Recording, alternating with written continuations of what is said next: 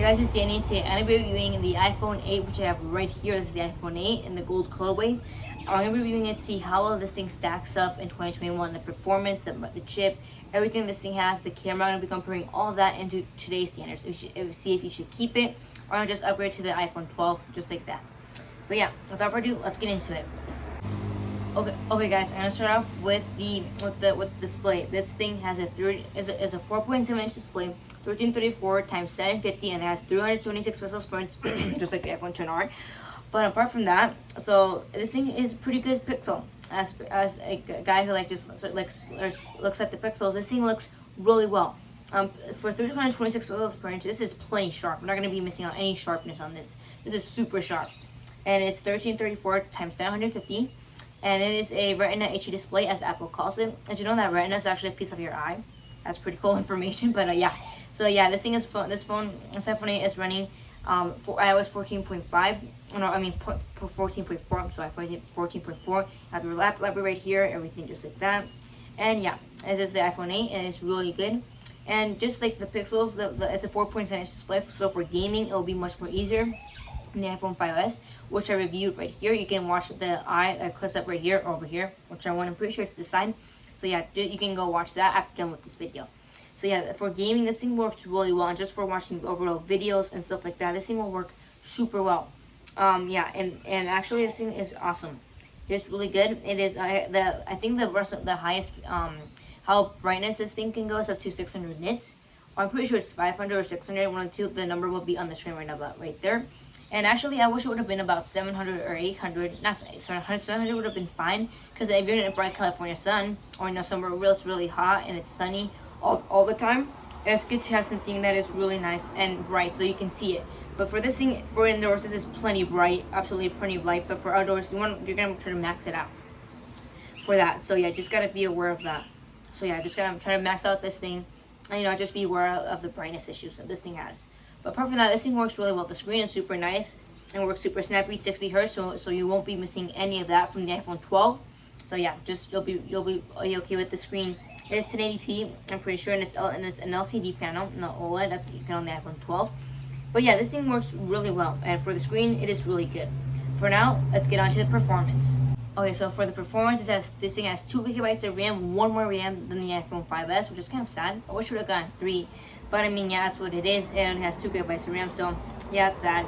But yeah, this has the A11 Bionic chip, which is 10 nanometers. I think that's how you say it, 10 nanometers. I'm pretty sure, and it is really good. The stress test is really good. Updates, the RAM, everything is really well. Watching YouTube videos look awesome. It's really well. The thing went super just nice and smooth. Everything is just super good and smooth, as usual. Just everything super nice and smooth there. Really good. Everything is awesome here. But yeah, the performance was really well. Just every day, just browsing the web, just going to searches, watching videos that my grandpa does here. Everything works really well. And the internet is really good. You see it right there. It works really good. So yeah, everything is super nice and fast. Every performance is awesome. There's no complaints there. The thing I wish it would have done better was if this thing had like a little bit more refresh rate. That starting 2 years before Android flashes that had 220 FPS. Even though this year's iPhones don't have that. Would have been really nice to see that, at least on the 8 Plus. But I mean, that's a pretty good screen, and this pretty good performance anyways. It would have probably killed the battery life. And we'll get into battery life just a second, and you'll see why it would have probably killed it in less than 5 hours. But overall performance is just really fine. RAM is good. It's Apple's unified RAM. It's not like Android's that's RAM sexual. It's Apple's unified RAM. All the parts are just talking together, so everything works really well. And yeah, so yeah, let's get on to the battery life. The battery life of this thing has 1,812 mAh battery, which is about I'm guessing 300 more than the iPhone 5s, which is kind of sad. But still, this thing is still really good for the battery life. The actual thing, I just checked the battery life. The actual thing, it has the condition it is in. It has it's 80%. My grandpa got this used. It was at 90% when he got it, so it's been burning through battery life. But apart from that, just watching videos, almost dropped it. But apart from that, just watching videos and other stuff on the battery, it works really well. And it has a power passing by. I have no idea what they're here, but yeah. But overall, just watching videos, it will burn a little bit through battery life. This thing supports 1080p and not 4K. Just keep that in mind. So 1080p, not 4K, but yeah, 1080p will look awesome. It's pretty good, and just watching videos overall, it's just awesome. But yeah, the battery life, it's just 10, it's 18. Just, you can definitely kill this phone in a day. But yeah, since it's full bright, if you're at full brightness, you can definitely kill this bad boy in a day.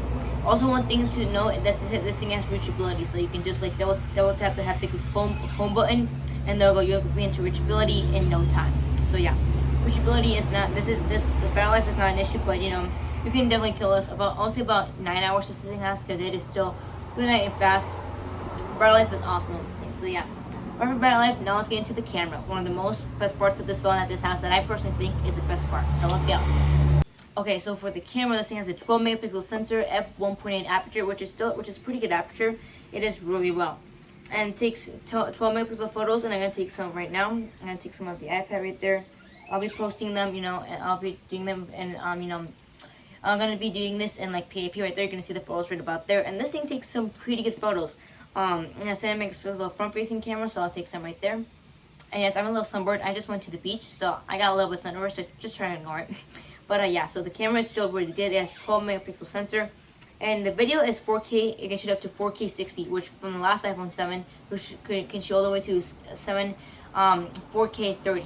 And actually, having 30, I usually have 30 FPS, but sometimes if you want super smooth footage, like you know, you're on like but you're like on your, like you know, the iPhone on your head, or like you know, like I'll take, you want it to be 60 FPS, so it can be you know, better footage, stable footage. And this has, speaking of stable footage, this thing has stable image stabilization. So you know, if you're going on a bumpy ride, the phone will still have a pretty good and stable image stabilization. So if you're going on the back ride, I would suggest going 60 FPS and just having the image stabilization.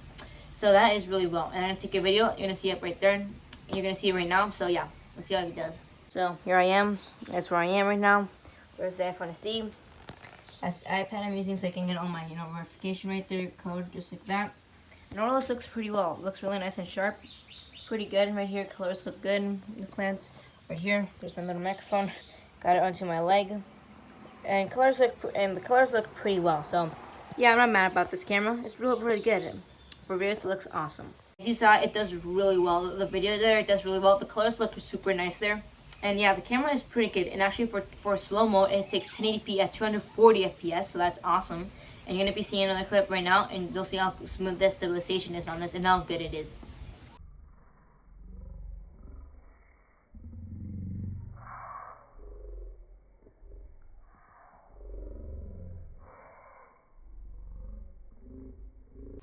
So yeah, it takes pretty good photo and video.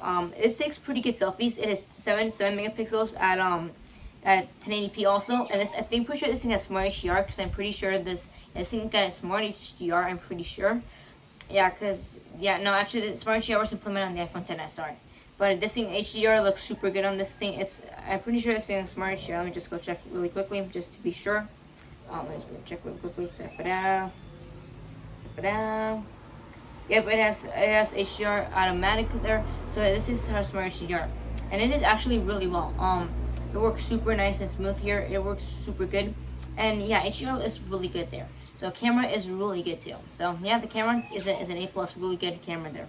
I also taking this videos, and it has a quad LED flash. I forgot, in night, it takes super good photos. I'm going to be showing you some photos of the night. So that takes really good photos. So yeah, without further ado, let's go into the second generation Touch ID and all those nice little features this thing has. So this thing has the second generation Touch ID, so if you take it out of your pocket, boom, it's unlocked just like that, boom, and there you go, you're into the home screen. Second, that's the best generation Apple offers at the moment. So they have that on the iPad 3, which I have right over here, and also they have that on the iPhone SE, which I'm recording on right there. So yeah, they have second generation Touch ID, which is really good, super nice and fast. You can log into your favorite apps, your iTunes, everything there. It's really good. Also, this thing has 3D touch, so you haptic touch, so you 3D touch on an app. And you get like, you 3D touch on an app right there, so it looks really well right there, and it looks super lightning fast. It works really well, so 3D touch is really well.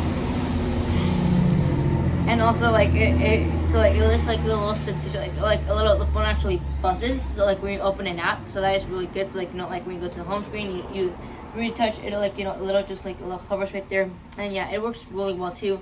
And the flash right here looks pretty bright right there, so that is really good. And this smart features is as iOS 14.4. So all the little features work really well, and it has, you know, like the low reachability, as I said before. So that is really well. Well, what's the overall verdict? This thing works awesome. You should definitely keep it as the A-line bionic chip, which works super lightning fast. Watching video looks awesome, and yeah, it looks pretty good, and you should definitely keep it. So the speakers here are also, I forgot to mention the speakers. The speakers are stereo speakers. You got one here and some top on the bottom. On the top, like, you know, the little earpiece speaker right there, and they get pretty loud.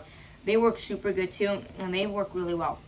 So yeah, guys, that's about it. And you should definitely keep this. You should probably wait for the iPhone 13 now. So yeah, definitely wait for the iPhone 13. If you want the iPhone 12 like me and a new iPhone right now, this thing is cracked, definitely go for the iPhone 12. It's going to be a pretty good upgrade, but I would suggest keeping this for another year. That's about it, guys. Thanks for watching my review, and I'll see you next time.